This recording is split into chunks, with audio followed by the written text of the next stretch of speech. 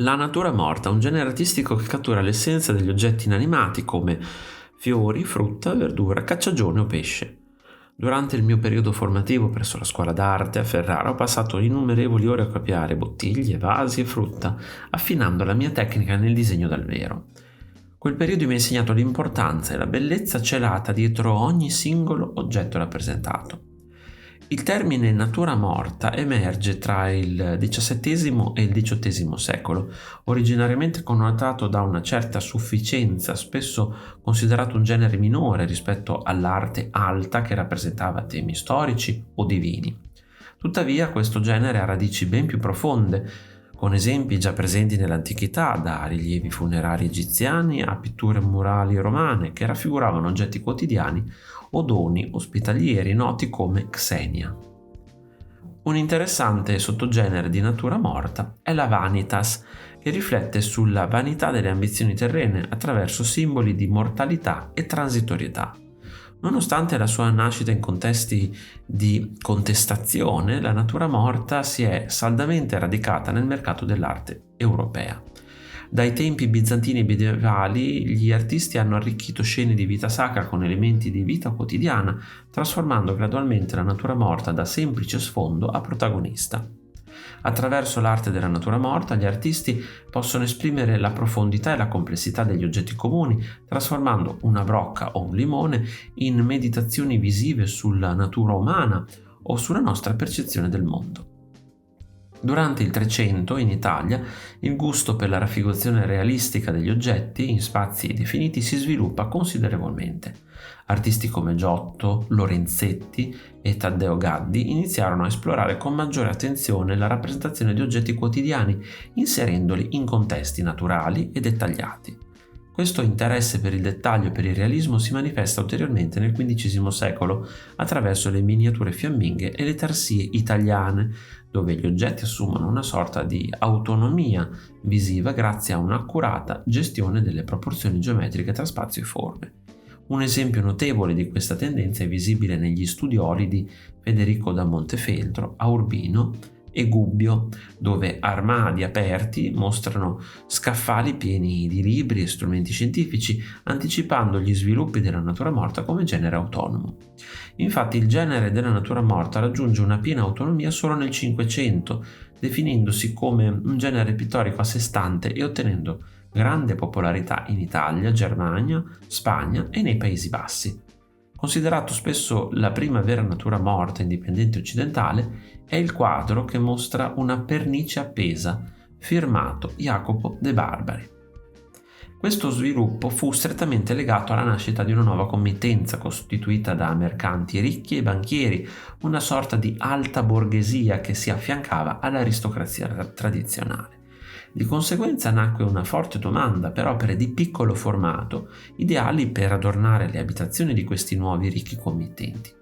Le botteghe d'arte risposero a questa richiesta offrendo un'ampia gamma di opere in questo stile, consolidando la natura morta come un genere indipendente e apprezzato per la sua capacità di catturare la quotidianità e l'eleganza degli oggetti inanimati.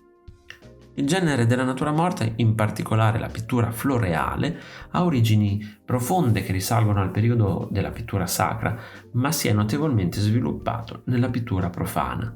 Giovanni da Udine, con le sue grottesche ricche di elementi naturali, ha avuto un impatto significativo sullo sviluppo di questo genere. Tuttavia è Georg Hofnagel, alla fine del Cinquecento, che viene considerato il vero precursore della natura morta floreale, adattando la minuziosa tecnica delle miniature alla pittura di cavalletto. Il Seicento rappresenta l'età d'oro della natura morta, con l'Olanda che emerge come il centro principale di questo genere artistico.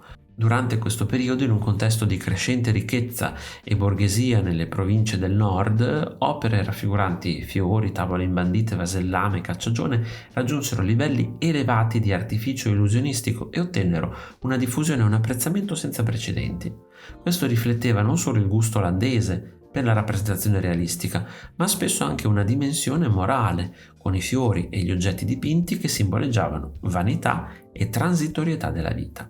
Inoltre, lo stile delle nature morte seguiva l'evoluzione delle altre categorie pittoriche come la pittura storica, il paesaggio, il ritratto e la pittura di genere, mostrando una versatilità che permetteva ai pittori di esplorare varie tematiche artistiche e tecniche.